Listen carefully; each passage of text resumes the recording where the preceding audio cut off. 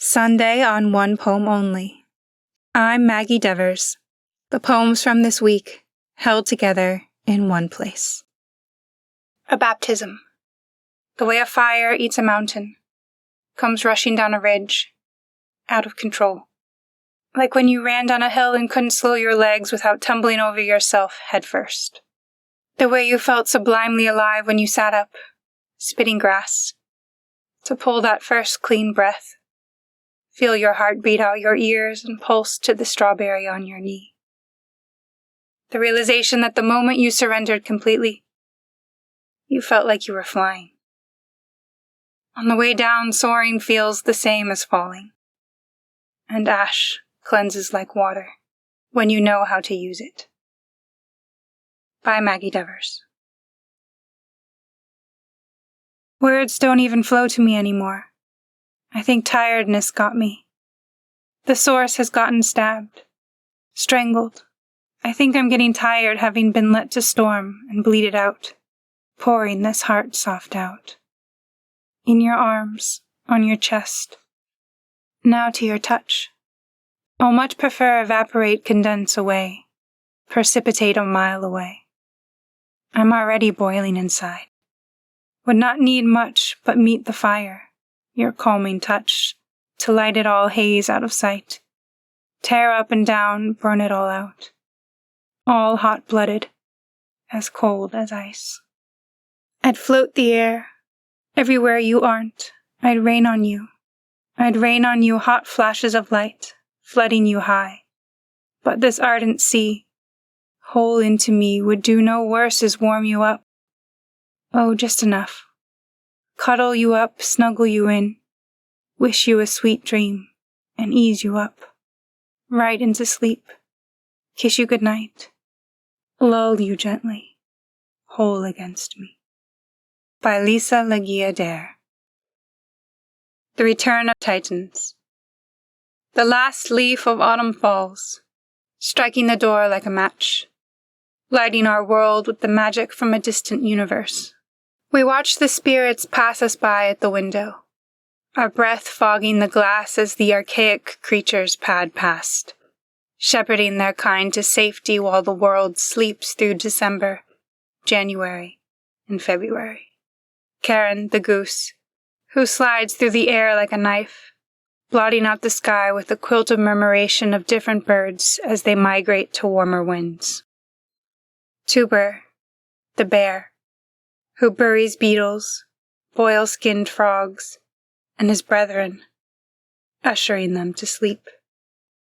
Psyche, the wolf, who suns in the graveyards. Her golden eyes roll sleepily like the sun across the horizon, as she watches the herds and flocks pass by. She and her kin practice mercy on these long nights, giving them a dignified death with their teeth, instead of a demise in the shadow of their families. My favorite is Elpenor, the elk. The world heralds his return, the air filling with thunder as he uproots from his dimension to ours. His antlers rise over the withered woods like a crown, grazing the sky as he strides out into the open, with deer, quail, foxes, and other creatures in tow.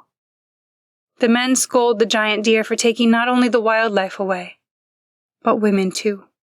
A symbol of the balance between fragility and strength. Woeful women have asked Elpenor to take them on his odyssey by shearing off their hair until they are left with downy heads, like that of fawns. Elpenor whisks them away, taking them to cities, to towns, wherever happiness finds them. It was only this year that I learned that the Lord gives his does, as they are called, a knife, hewn from an antler shed of his children. I saw it one day on my mother's belt, and now I have found a mystery where I used to be whole, a magic that I now possess. By Kate M. Sine. Sunday Ritual. Residing in her pink robe, the one with the acrylic zipper in the front and the unnecessary homemaker-like lace at the collar.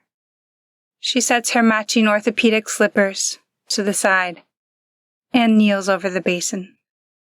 Like praying to deities of Arm & Hammer baking soda and Heinz vinegar, she bends and begins passionately scrubbing, invoking the tool of her gods, a hard bristle brush, in the aid of her task.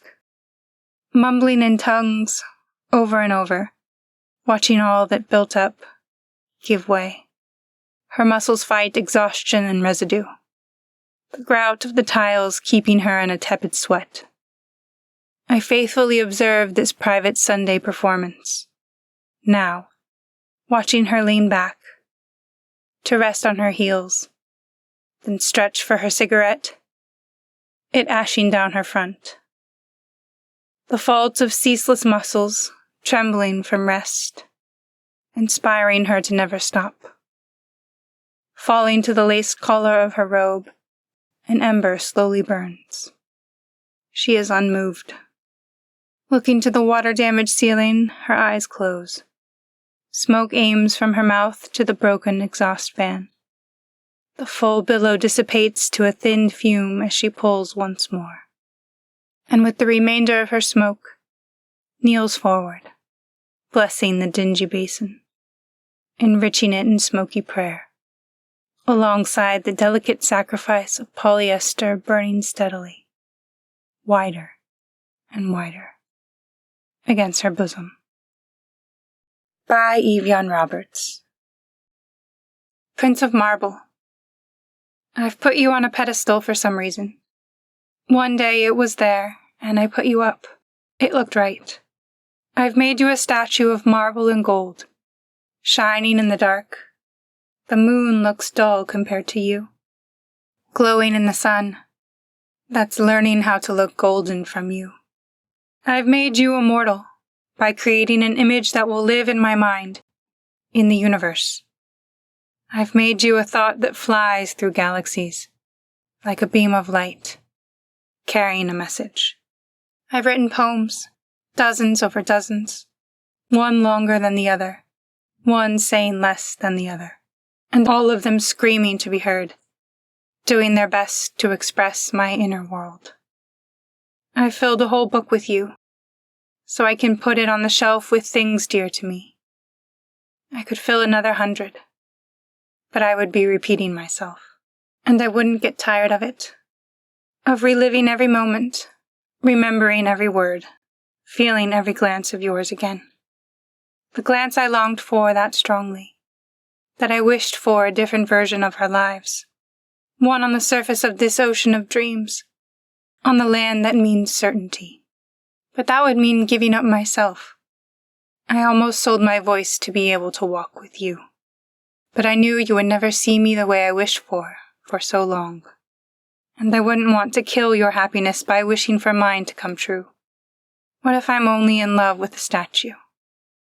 With an idea? With an illusion? With a dream? I will leave my ocean, but not to be with you. I will travel the world with the birds and the waves of the sea. The dolphin will carry me to unknown shores until I've seen everything, until the laughs of a child will make me immortal as well. I'll watch over you and your princess as you sail on. My tears will stream home, and I will feel human and love. I'll kiss her on the forehead. I'll wave at you and smile. And though I'm not the sea foam, I'm part of the blue sky.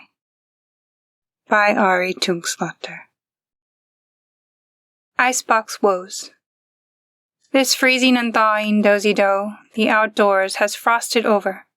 Ice falls often, putting the Iceman of history in balmy palms, though I hear the sunshine is dim in the panhandle. A chuck roast whose rump is frozen, rock salt sprinkling. If this is dinner, I will screech on pass. By Jackie. Women of stardust and soil. We start as stardust and then soil we become. Underneath our feet the bones sing of so many women before us. Their whispers form tendrils, winding up to tip into your ear. Their stories will not be forgotten as the earth holds their proof of life. when their voices rose in anger and defiance, women labeled as witches, spinsters, other, lesser than.